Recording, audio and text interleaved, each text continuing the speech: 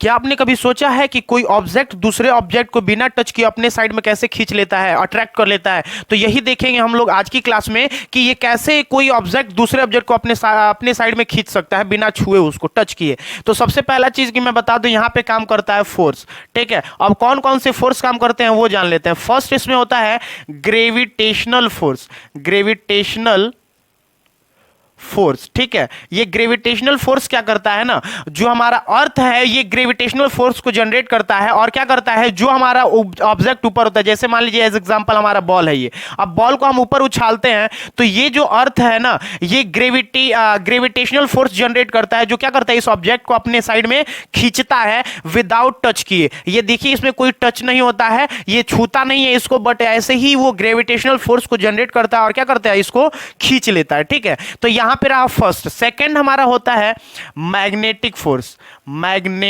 Magnetic force, ठीक है, ये मैग्नेटिक फोर्स क्या करता है, जो भी हमारा मैग्नेट होता है, जैसे मान लीजिए ये हमारा मैग्नेट है, अब ये मैग्नेट क्या करता है ना, अपने साइड में एक मैग्नेटिक फील्ड जनरेट करता है। ये मैग्नेटिक फील्ड जनरेट करता है। अब ये जो मैग्नेटिक फील्ड ये जब जनरेट करता है तो इसके आसपास जो भी कील होता है, जो भी ये लोहे का कील है, ये क्या होता है, इसके साइड में अट्रैक्ट होने लगता है। तो क्या देखिए, इसने इससे टच किया, नहीं टच किया, यहां पे काम क्या कर रहा है, तो फोर्स काम कर रहा है, और वो फोर्स कौन सा है, मैग्नेटिक फोर्स। अब ये मैग्नेटिक फोर्स क्या कर रहा है, बिना इसको टच किए अपने साइड में क्या कर रहा है, अट्रैक्ट कर रहा है।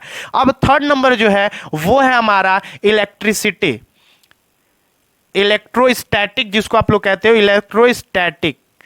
ठीक है, इलेक्ट्रोस्टैटिक फोर्स। इलेक्ट्रोस्टैटिक फोर्स में क्या होता है, ये इलेक्ट्रोस्टैटिक फोर्स, हम जब किसी चीज पे रब करते हैं तो वो चार्ज हो जाता है, यानी कि जो भी चार्ज ऑब्जेक्ट होता है वो तो किसी ऑब्जेक्ट को या तो अपने साइड में अट्रैक्ट करेगा। जैसे मान लीजिए कि हम लोग बैलून लेते हैं, ठीक है, बैलून जो लेते हैं, अगर उस बैलून को हम लोग रब करेंगे तो उसमें क्या होगा, फ्रिक्शन होगा, फ्रिक्शन की वजह से वो चार्ज हो जाएगा। जब वो चार्ज होगा तो वो क्या करेगा, अपने साइड में, यहां पे हम लोग कागज के टुकड़े रख देते हैं, कुछ ऐसे हम लोग जो कागज के टुकड़े रखे रहते हैं, ये उसको अपने ओर अट्रैक्ट करने लगता है, खींचने लगता है।